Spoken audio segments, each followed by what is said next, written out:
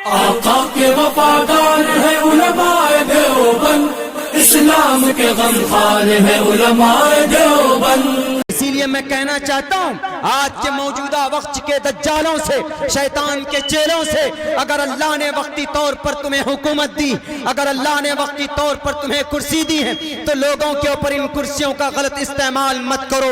लोगों को ब्राह्मण और मुसलमानों के नाम पर झगड़े मत करवाओ।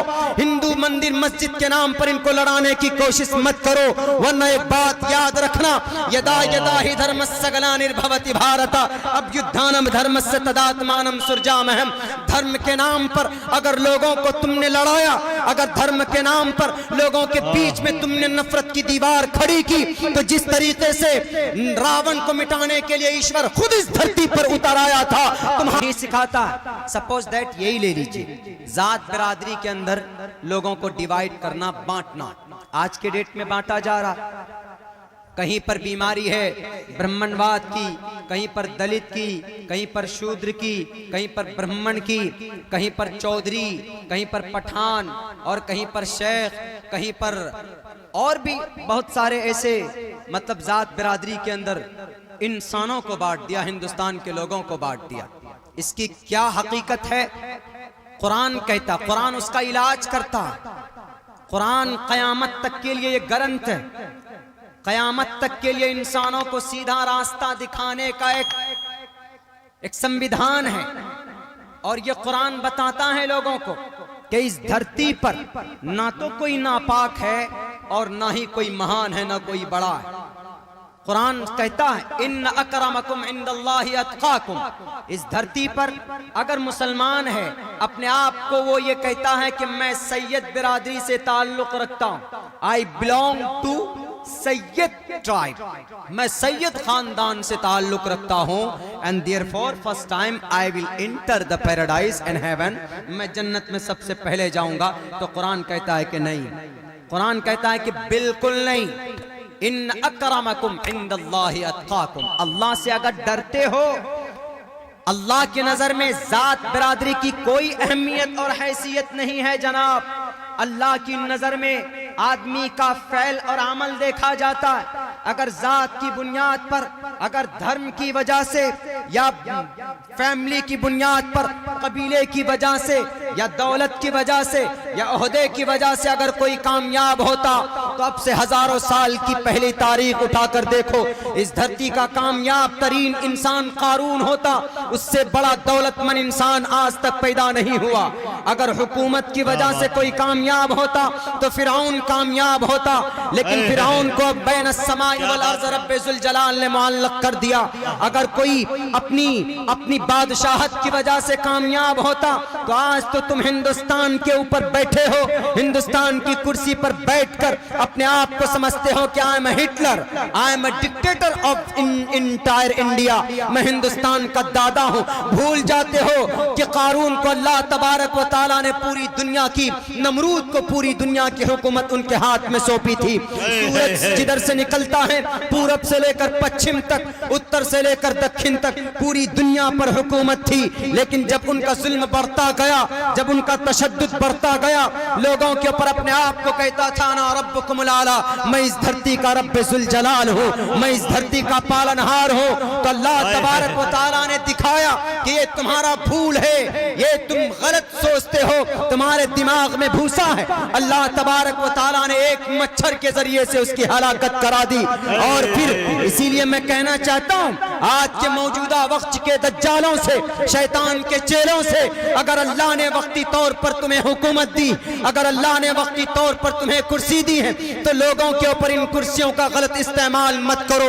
लोगों को ब्राह्मण और मुसलमानों के नाम पर झगड़े मत करवाओ, हिंदू मंदिर मस्जिद के नाम पर इनको लड़ाने की कोशिश मत करो, वरना एक बात याद रखना, यदा यदा ही धर्मस्य ग्लानिर्भवति भारत अभ्युत्थानम धर्मस्य तदात्मानं सुरजामहम।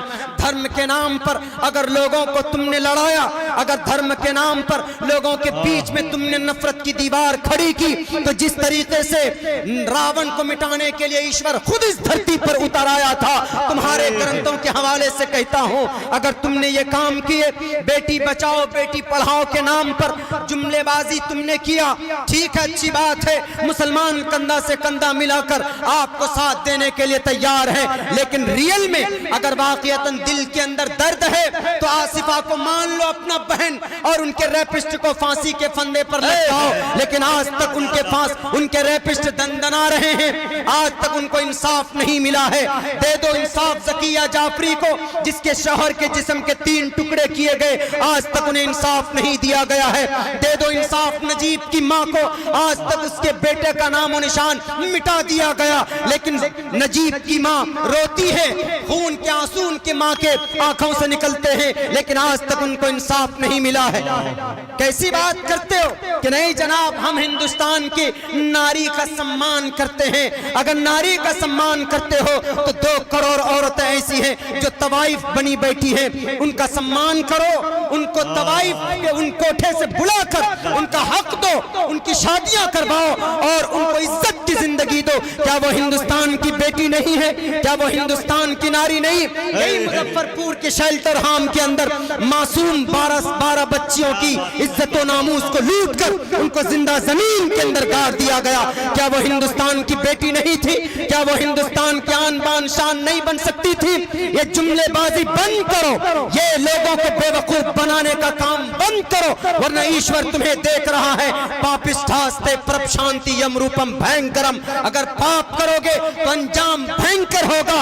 इस धरती के ऊपर तुम्हें रब कभी बख्शिश नहीं करेगा। जरा डरो इन मजलूमों से और याद करो उस वक्त को जब इनकी निकलने वाली जुबान से आसमान पर जाती है तो ईश्वर के दरबार में उनके दरवाजे को खोलकर वहां से फैसले लेकर आती है। इसलिए वक्त है, मौका है, सुधर जाओ।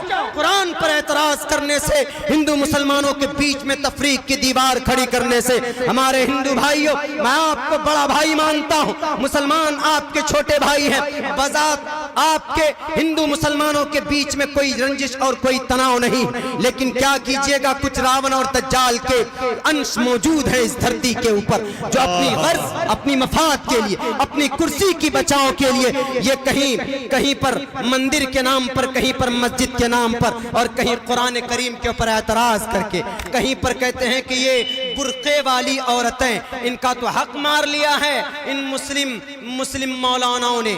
इन मुसलमान ने औरत को हक क्या दिया? औरत को तो हक ही नहीं दिया, इसलिए कि औरत को कहता है कि तुम पर्दे में रहो। कुरान करीम ने कहा कुल लिल मुमिनाति यग़ज़ुज़्न मिन अबसारिहिन्न व यहफ़ज़्न फ़ुरूजहुन्न व ला युब्दीन ज़ीनतहुन्न।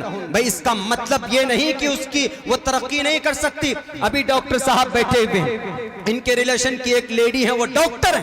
क्या वो औरत है? डॉक्टर नहीं, वो लड़की।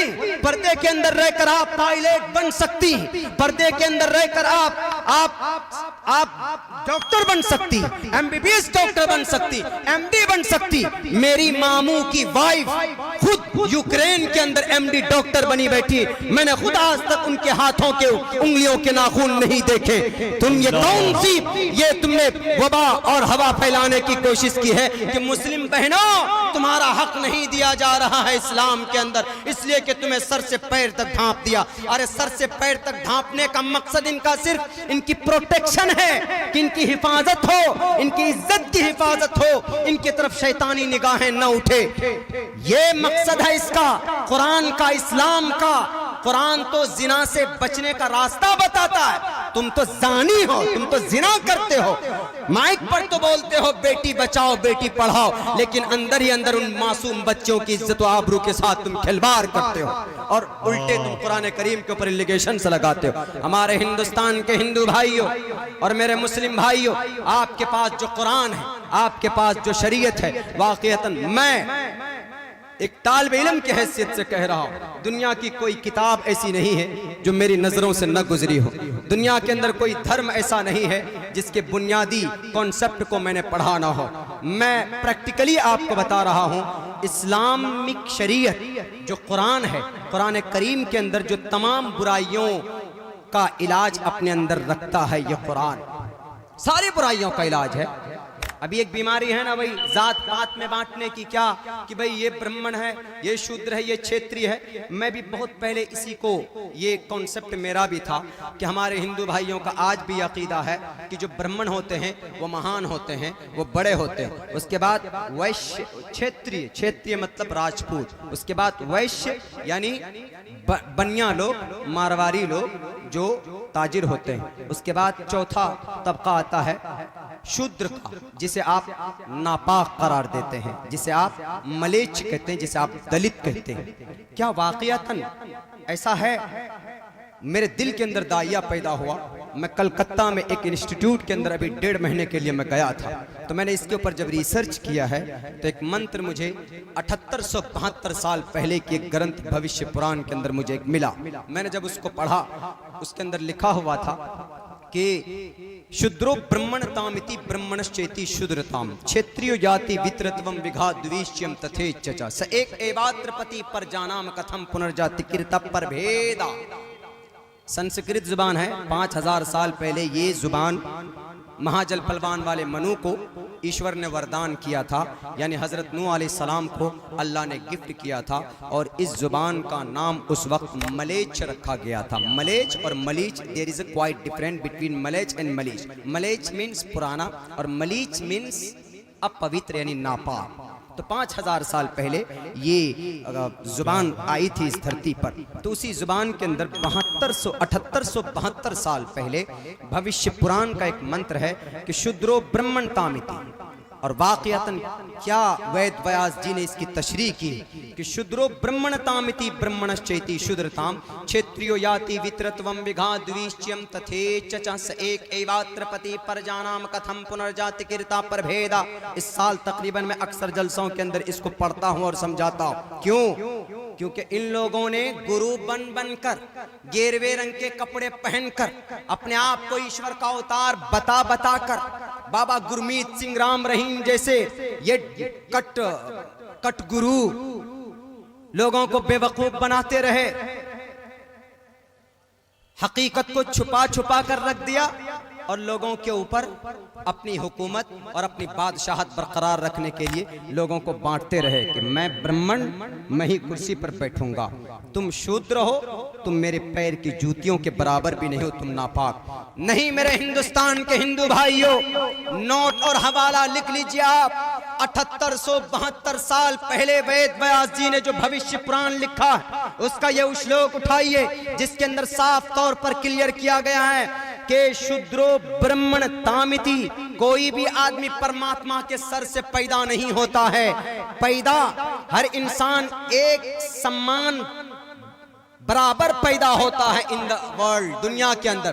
कोई पैदाइशी एतबार से बड़ा नहीं होता कि ये पैदाइश ईश्वर इसको बड़ा बनाकर भेज रहा है कि यही पीएम बनेगा, यही सीएम बनेगा, यही मुखिया में एमएलए और एमपी यही बनेगा। नहीं, बल्कि कोई भी आदमी अपने कर्म से, अपने अमल से बड़ा होता है।